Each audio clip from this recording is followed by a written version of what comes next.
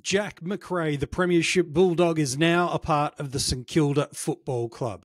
For many years, he's been viewed as one of the most elite midfielders in the game. But at St Kilda, can he take himself back to that territory and get back to the top of the midfield mountain? While for the Western Bulldogs, is this a loss that unfortunately is just going to keep thinning out their depth and their best 22? And for AFL Fantasy, Supercoach, Dream Team and Keeper coaches, he's once been a big mega premium. Can he get back to Uber territories again for us in 2025? We're going to talk about all those things on today's player review as we look at the trade of Jack Macrae to the St Kilda Saints.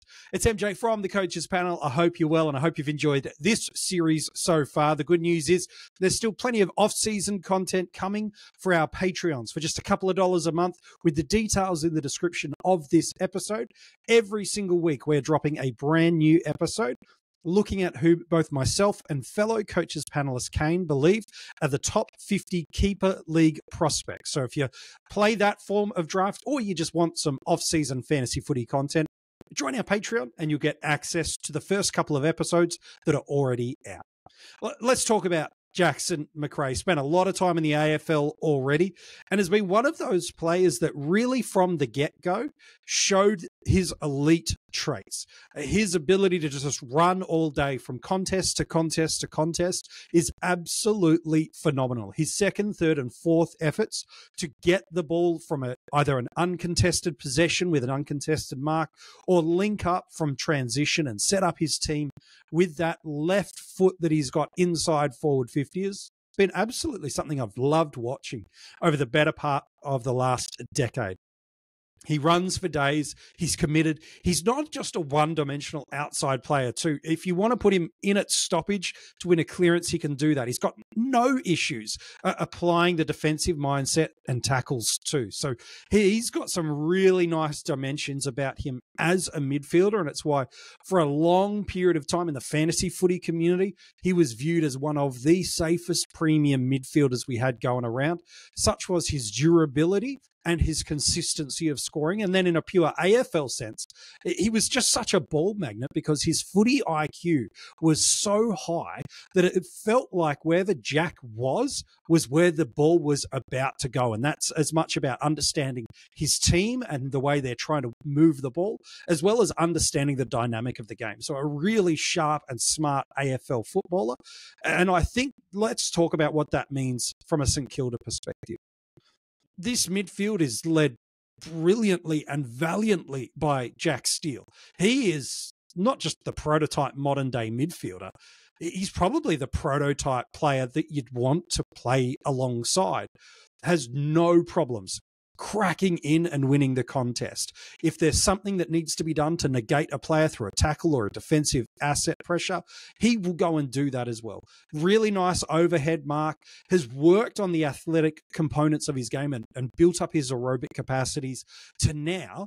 Jack's got the ability to get uncontested possessions and marks around the ground and not just be a coalface style midfielder. St Kilda have really lacked some support for Jack. Brad Crouch for a period of time was that, but was a similar style of player to Jack, but lacked the defensive element, but had the ball-winning component. At time of recording, and even as recently in the past week or two, St Kilda have come out and said they are still confident that Brad is going to play some football for them in 2025 and beyond. But certainly it doesn't seem confident that this degenerative knee issue that he has is going to impact that. The reason I talk about these two guys before we look at what it means for Macrae supporting Steele in this midfield is it's Philippou, who's had a handful of games through there. He's looked very, very good, but a handful of games through there. Again, tall, contested style midfielder, can take a really nice overhead mark and has got some good running patterns. But then it's a little bit of an odds and ends of players that roll through there. Dow has had his opportunities.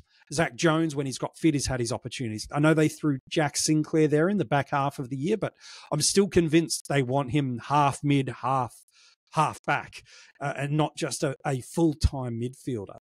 Hunter Clark's not really come on in the way that they hoped. They do have a nice draft hand at the moment, and given it's a midfield favourable draft, they should be able to jag some talent to add through there. But that's the appeal of Jack Macrae, is he gives some now support for Steele. He gives some now leadership alongside Steele in that midfield, while Philippou and these young mids that they hope to emerge come through. He just keeps them competitive. Too harsh of a word, but he keeps St Kilda in the mix.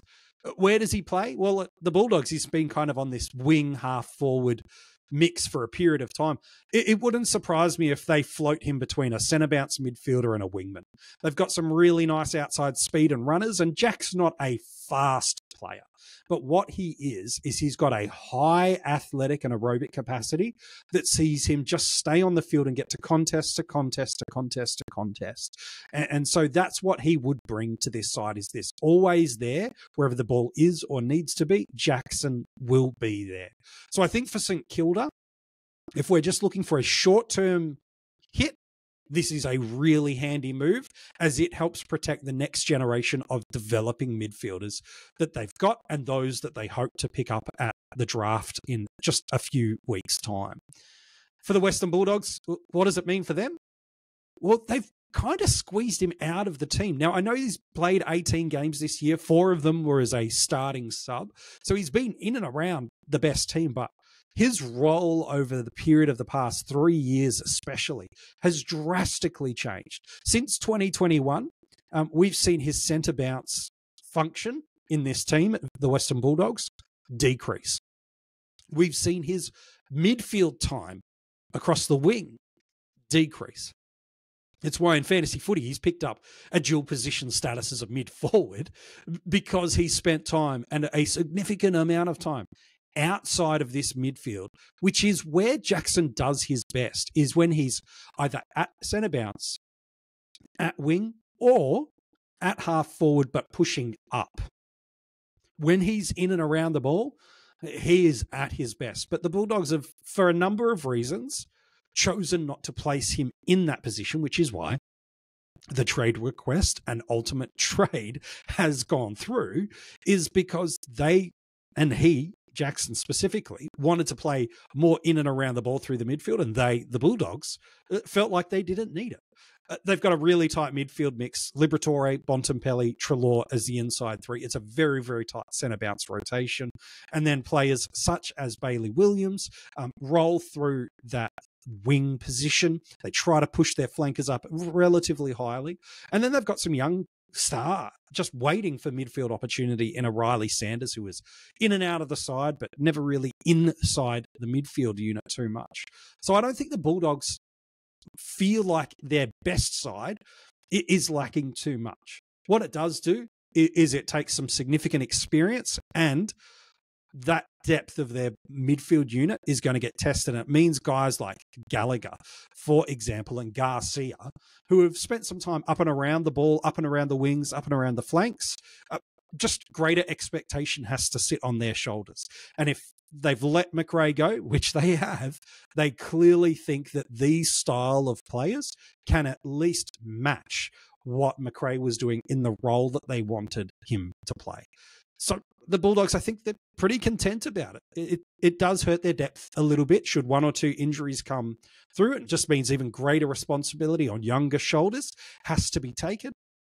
But players like Riley Sanders are probably crying out for that opportunity. So for the Bulldogs, I get it. I see it. I understand it. From a fantasy footy perspective, what does this mean for us? Well, 18 games this year, 4 of them sub-affected. There was a couple of decent scores through there. A 129 in fantasy and a 123 in Supercoach was his best score for the year. That 129 in fantasy was his one and only ton for the year. And he had 3 in Supercoach and averaged in that low 70s across the format.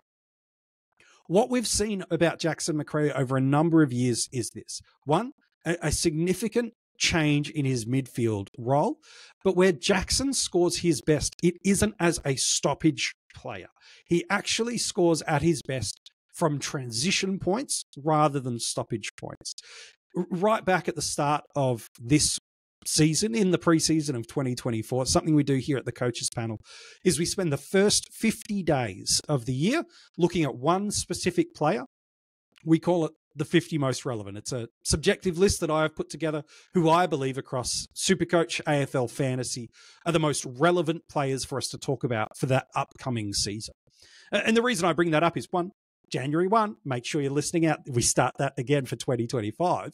But in that pre-season of 2024, myself and Jaden, who's a legend in the fantasy footy community, deep dived into the scoring trends of Jackson Macrae and pinpointed and highlighted where he needs to play and the game style he needs to sit into to ascend back to that 100+ average across the formats, and where up until this point in time, it's just been a continual decline. And so we'll go, and I'm sure Jack will feature, especially if he has mid-forward status, which I think he does heading into 2025.